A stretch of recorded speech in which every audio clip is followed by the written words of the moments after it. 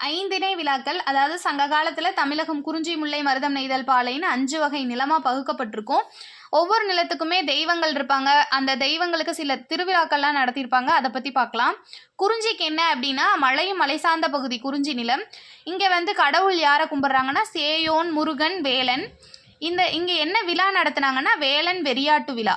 வேலை ஏந்தி முருகன் இறங்கின மாதிரி, முருக கடவுளே ஏறியது மாதிரி அவங்க ஆடுவாங்க. இதுதான் வேலன் வெறியாட்டு விழா. இந்த வேலன் வெறியாட்டு விழாவை குன்றக்குறவை கூத்து அப்படின்னு சொல்றாங்க. நெக்ஸ்ட் முல்லை நில விழா.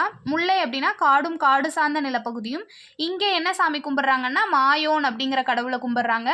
முல்லை நில மக்கள் வேப்ப மரத்தை தாய் தெய்வமா உருவகிச்சு சாமி கும்பிட்டுருக்காங்க அப்படின்னு சொல்லி என்ன நூல் சொல்லுதுன்னா, அகநானூறு கூறுது. முல்லை நில மக்கள் வேப்ப மரத்தை தாய் தெய்வமா உருவகிச்சு கும்பிட்டுருக்காங்கன்னு என்ன நூல் சொல்லுது? அகநானூறு. நெக்ஸ்ட் வந்துட்டு வேடர்கள்ட்டிருந்து வழி தவறாமல் காக்கிற தெய்வம் கருப்பசாமி அப்படின்னு சொல்லிட்டு அந்த கருப்பசாமிக்கு மாயோன் அப்படின்னு அவங்க பேர் வச்சு அழைச்சிருக்காங்க. இதை தான் மாயோன் மேய காடுரை உலகம் அப்படின்னு தொல்காப்பியம் சொல்லுது. காடுரை, காடும் காடு சார்ந்த நிலப்பகுதியை மாயோன் காக்கிறாராமா. மாயோன் மேய காடுரை உலகம் என்று தொல்காப்பியம் சொல்லுது.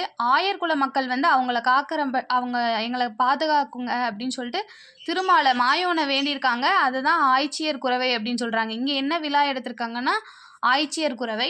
நெக்ஸ்ட் மருத நில விழா. மருத நிலத்துல கொண்டாடப்படுற ரொம்ப பெரிய விழா இந்திர விழா. இந்திர விழா எதுக்காக?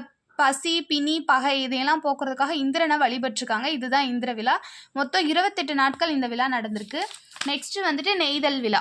நெய்தல்னா கடலும் கடல் சார்ந்த பகுதியும். இங்கே வருணன் தான் தெய்வம். இந்த வருணனை கும்பிட்டது முன்னீர் விழா, நாவாய் விழா, இந்த மாதிரி திருவிழாக்கள் நடத்தியிருக்காங்க நெய்தல் நிலத்துல. பாலை நிலத்துல, பாலைனா மணலும் மணல் சார்ந்த பகுதியும் அப்படின்னு சொல்லுவாங்க. இந்த பாலை நிலத்துல கொற்றவையை தான் சாமி கும்பிட்டுருப்பாங்க, கடவுளாக கும்பிட்டுருப்பாங்க. அப்போ கொற்றவைக்கு மீனிங் என்னன்னா, வெற்றியை தருபவள் அப்படின்னு அர்த்தம்.